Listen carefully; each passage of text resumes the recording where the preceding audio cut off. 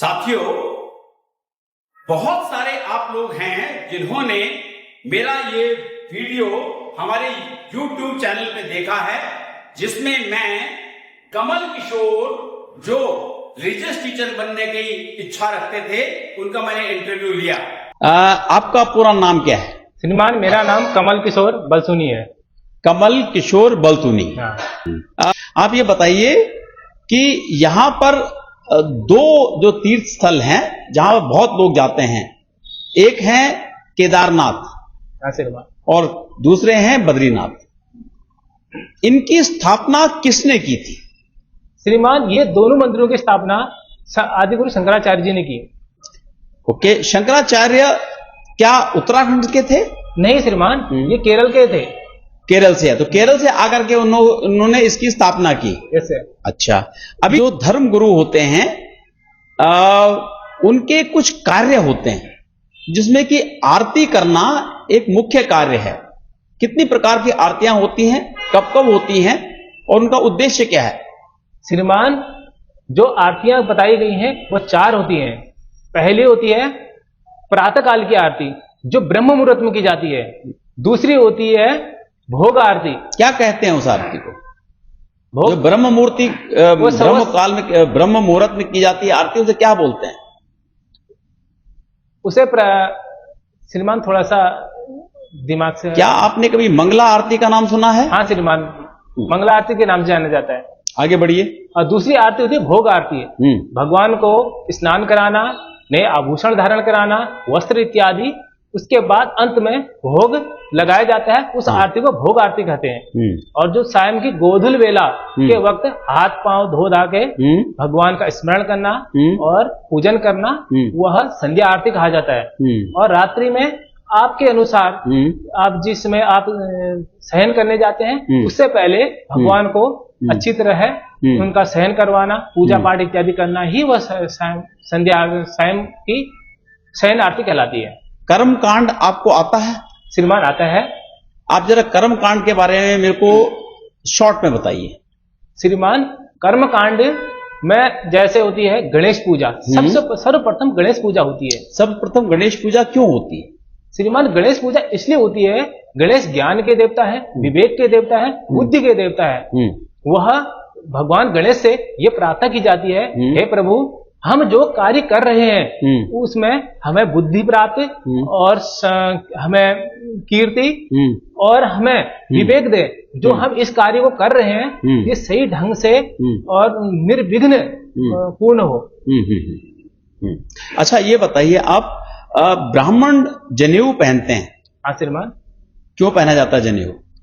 श्रीमान, जनेऊ ये कहा जाता है कि जिस प्रकार चिड़िया होती है, चिड़िया को भी द्विज कहा जाता है। वह एक बार तो उसका 2 बार जन्म होता है। एक बार तो माता के गर्भ से क्या होता है, चिड़िया का अंडा निकलता है, और जब वो अंडे से बाहर निकलता है तब तो उसका दूसरा जन्म होता है। इसलिए ब्राह्मण को भी ये कहा जाता है कि एक तो माता के गर्भ से सभी शूद्र होते हैं। जब उसका उपनयन संस्कार होता है तब उसे ब्राह्मण की उपाधि दी जाती है, तब उसे वेद का ज्ञान दिया जाता है और गुरु मंत्र दिया जाता है। इसलिए जनेऊ धारण किया जाता है। आप ये बताइए कि जब आप अगर धर्मगुरु बनते हैं तो आपको पूजा के वक्त लोगों को एक रक्षा सूत्र बांधना पड़ता है, जो हाथ में बांधते हैं। किस हाथ में रक्षा सूत्र बांधा जाता है? श्रीमान, वो दाएं हाथ में बांधा जाता है। दाएं हाथ में बांधा जाता है। और स्त्रियों के लिए कहां बांधा जाता है? उनका बाएं हाथ में बांधा जाता है। क्यों? क्योंकि स्त्री पुरुष की वाम भाग माना जाता है, इसीलिए कारण। तो स्त्री के लिए तो बाएं हाथ में और पुरुष के लिए दाहिने हाथ में। बांधते समय कितने लपेटे दिए जाते हैं और क्या मंत्र पढ़ा जाता है? श्रीमान, अभी मंत्र तो थोड़ा स्मरण में नहीं आ रहा है। जो 4 बार लपेटा जाता है, इसलिए लपेटा जाता है क्योंकि वह 4 दिशाओं को रक्षित करता है।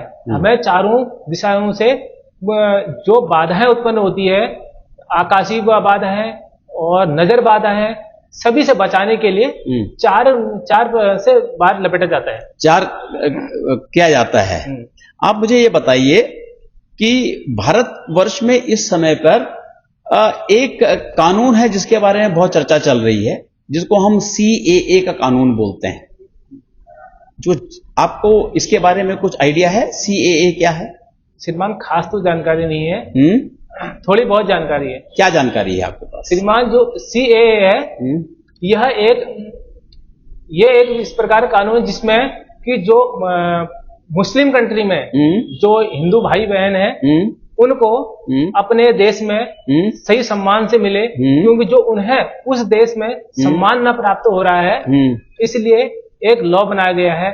और जो शरणार्थी बिना परमिशन के भारत में प्रवेश कर रहे हैं उनको भी नियंत्रित किए जाए, और जो अब अगले बार से आए एक कानून बनाया जाए, इसलिए ये कानून बनाया गया है। आप जिस प्रदेश से आते हैं वहां पर अभी UCC का कानून लागू करने की बात हो रही है, जिसको उनकी असेंबली ने पास कर दिया है। क्या है ये UCC का कानून? UCC यूनिफॉर्म सिविल कोड क्या है? इस खास तो जानकारी नहीं है श्रीमान से। आपके पास खास इसके बारे में जानकारी नहीं है? ओके, आप ये बताइए कि यदि आपके पास कोई अधिकारी या जवान आता है और वो मानसिक रूप से परेशान है, आप उसको सांत्वना या समझाने का काम कैसे करेंगे? श्रीमान, जो जवान मेरे पास अपनी वेदना लेके आता है, मैं सर्वप्रथम उसे समझा बुझाकर अपने पास बैठाऊंगा, उसे शांत करूंगा, और उसके बाद उसे पूछूंगा कि उसे किस प्रकार की क्या परेशानी है और वह किस दुख से ग्रस्त है। तब मैं उसे धर्म का ज्ञान देकर उसको बताऊंगा कि ये चीज आप इससे इस प्रकार उभर सकते हो।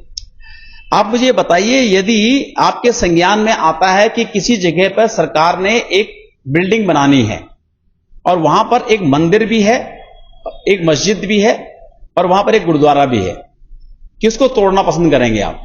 श्रीमान, फौज का कार्य ये मंदिर तोड़ना इत्यादि नहीं है, ये कार्य सिविल डिपार्टमेंट का है, क्योंकि मैं इसमें कोई भी कार्य नहीं करूंगा।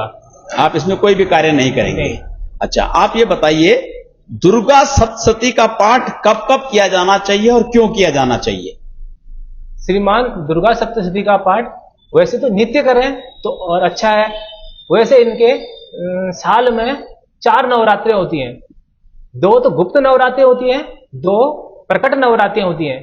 जो प्रकट नवरात्रें हर कोई मनाता है, जैसे हो गया नवरात्रि में हो गया और एक रामनवमी में हो गया, इनको हर कोई जानता है। गुप्त नवरात्रि की जानकारी हर किसी को नहीं होती है, वो विशेष पर्वों में आती हैं। आप मुझे एक चीज ये बताइए कि आर्मी की यूनिट्स तो एक जगह से दूसरी जगह चली जाती हैं, यदि हमने मूर्ति की प्राण प्रतिष्ठा कर दी तो वो उससे वहां से हम उसको हिला नहीं सकते। जैसे कि अभी राम मंदिर की प्राण प्रतिष्ठा हुई है तो जो मूर्ति है उसको हम हिला नहीं सकते वहां से, लेकिन आर्मी की यूनिट्स तो एक जगह से दूसरी जगह शिफ्ट करती रहती हैं, तो फिर कैसे होगा ये? श्रीमान, हमारे शास्त्र में प्राण प्रतिष्ठा 2 प्रकार से की जाती है, एक चल और एक अचल। जो चल प्राण प्रतिष्ठा की जाती है, हम उसमें मूर्ति को एक स्थान से दूसरे स्थान पर ले जा सकते हैं और विस्थापन कर सकते हैं, परंतु जो अचल प्राण प्रतिष्ठा होती है उसे हम एक जगह से दूसरी जगह नहीं स्थापित नहीं कर सकते। जैसे भवन निर्माण, यदि भवन एक जगह स्थापित हो गया तो हम उसे दूसरी जगह ले जा नहीं सकते हैं। और जिस प्रकार टेंट है और भूकंप रोधी मकान है, हम इसे आवश्यकता पड़ने के अनुसार एक स्थान से दूसरे स्थान ले जा सकते हैं। उसी प्रकार वेदों में भी इनकी प्राण प्रतिष्ठा 2 प्रकार से की जाती है। कमल, मुझे बताइए कि आप कितने सक्षम हैं कि हम आपको धर्म गुरु बनाएं इंडियन आर्मी में? श्रीमान, क्या आप अपने आप को सक्षम मानते हैं? श्रीमान, अपने को तो हर कोई सक्षम मानता है। क्या आप इस कार्य को कर पाएंगे? श्रीमान, जो कार्य मुझे दिया जाएगा उसे काम को श्रद्धा भाव से मैं पूर्ण करने की कोशिश करूंगा। जो नहीं आएगा उसे भविष्य में सीखने की कोशिश करूंगा। आज कमल किशोर भारतीय सेना के अंदर एक नायब सूबेदार के पद पे रिलीजियस टीचर हैं। इसको देखने के बाद बहुत सारे लोगों ने मेरे को क्वेरीज की हैं तथा फोन आए हैं कि हम भी रिलीजियस टीचर के बारे में जानकारी पता करना चाहते हैं और रिलीजियस टीचर बनना चाहते हैं। मैं इस वीडियो के माध्यम से आप सभी को यह बताना चाहता हूं कि भारतीय सेना में धर्मगुरु कैसे बना जाता है। सबसे पहले ये जानिए, रिलीजियस टीचर एक क्लास 2 ऑफिसर होता है। यदि आप क्लास 2 ऑफिसर बनना चाहते हैं, आपकी सोच, आपका नॉलेज, आपका तरीका और आपका कंडक्ट एक ऑफिसर जैसा होना बहुत जरूरी है। यह मत सोचिए कि हम धर्मगुरु बनने जा रहे हैं। धर्मगुरु आपका काम है, लेकिन आप भारतीय सेना में एक ऑफिसर बनने जा रहे हैं। हमारे एक नॉर्मल जवान को 15 से 20 साल लग जाते हैं नायब सूबेदार के पद को पाने के लिए। आपको हम डायरेक्टली नायब सूबेदार बना रहे हैं, तो ऑब्वियसली आपके अंदर वो काबिलियत, वो चाहत और वो मेहनत का होना बहुत जरूरी है। तो प्लीज एक ऑफिसर के तरफ कंडक्ट एंड सोचना शुरू कर दीजिए। प्रक्रिया क्या होती है? रिलीजियस टीचर के बनने के लिए आपके पास, यदि आप हिंदू हैं तो आपके पास शास्त्री या आचार्य या संस्कृत से आपके पास बीए या एमए की डिग्री होनी जरूरी है। कर्मकांड आपको आना चाहिए। इसी प्रकार यदि आप मौलवी बनना चाहते हैं या आप सिख में ग्रंथी बनना चाहते हैं या पादरी बनना चाहते हैं, तो आपको अपने रिलीजन के बारे में पता होना जरूरी है। प्रक्रिया में 3 स्टेजेस होती हैं। पहली स्टेज में आपको 2 पेपर देने पड़ते हैं। पहला पेपर जो 100 नंबर का होता है, इस पेपर के अंदर 50 क्वेश्चन आते हैं और जो भारत के बारे में, यानी भारत का इतिहास, भारत की ज्योग्राफी यानी भूगोल, भारत के अर्थशास्त्र यानी इकोनॉमिक्स, करंट अफेयर्स और संविधान और संविधान से जुड़ी हुई चीजों के बारे में आपका ज्ञान और थोड़ा बहुत साइंस के बारे में या डिस्कवरीज के बारे में, हमारे रिलेशंस के बारे में दूसरे देशों से, इसकी जानकारी होना जरूरी है। पेपर में नेगेटिव मार्किंग होती है। हर 2 नंबर के लिए, हर 2 गलत के लिए 1 नंबर काटा जाता है। यानी 50 क्वेश्चन के 100 नंबर होते हैं। यदि आपका 1 क्वेश्चन गलत है तो आपको सिर्फ आधे मार्क्स काटे जाएंगे। इस पेपर को हम इवैल्यूएट करते हैं सिर्फ पास होने के लिए। यदि आपके पास 40 नंबर हैं तो आप नेक्स्ट लेवल पर आ जाते हैं। दूसरा पेपर तभी करेक्ट होगा जब आपके 40 नंबर पहले पेपर में आए होंगे। दूसरा पेपर क्या होता है? दूसरा पेपर होता है आपकी रिलीजियस स्टडीज का, यानी आपका कर्मकांड, वेदों का नॉलेज, दुर्गा सप्तशती का नॉलेज, रामायण महाभारत का नॉलेज और जो भी स्क्रिप्चर्स हैं और कर्मकांड की विधियां हैं, इसके बारे में आपको सवाल पूछे जाते हैं। इस पेपर को यदि आप पास कर लेते हैं तो मेरिट लिस्ट के बेसिस के ऊपर आपको फिजिकल टेस्ट के लिए और मेडिकल के लिए बुलाया जाता है। फिजिकल टेस्ट में आपकी दौड़, आपके पुशअप्स और आपके वो फिजिकल टेस्ट होते हैं जो सेना में जरूरी हैं। उसको पास करने के बाद आपका मेडिकल होता है और यदि आप मेडिकल को ही पास कर लेते हैं तो उसके बाद मेरिट लिस्ट के बेसिस के ऊपर इंटरव्यू कराया जाता है। इंटरव्यू जनरली एक सीनियर रैंक के ब्रिगेडियर और उनके रैंक के एक ऑफिसर, साथ में उनके कर्नल रैंक के 2-3 ऑफिसर और एक धर्मगुरु जो पहले से ही इस सब्जेक्ट को जानते हैं, वो इस पैनल में बैठे होते हैं। इस पैनल ने आपको भारत के बारे में सवाल पूछने हैं, भारत की स्थिति के बारे में सवाल पूछने हैं, करंट अफेयर्स के बारे में सवाल पूछने हैं। साथ में जो रिलीजियस टीचर होते हैं वो आपको कर्मकांड के बारे में आपसे सवाल पूछेंगे।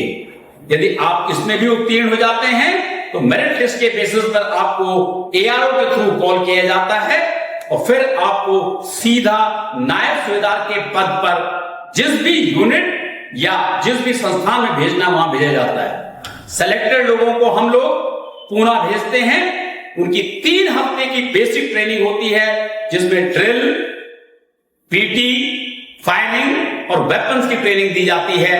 और 3 हफ्ते के बाद उनको फर्दर ट्रेनिंग के लिए, 3 महीने की ट्रेनिंग के लिए उनको पूना के अंदर नेशनल इंस्टीट्यूट ऑफ इंटीग्रेशन में भेजा जाता है।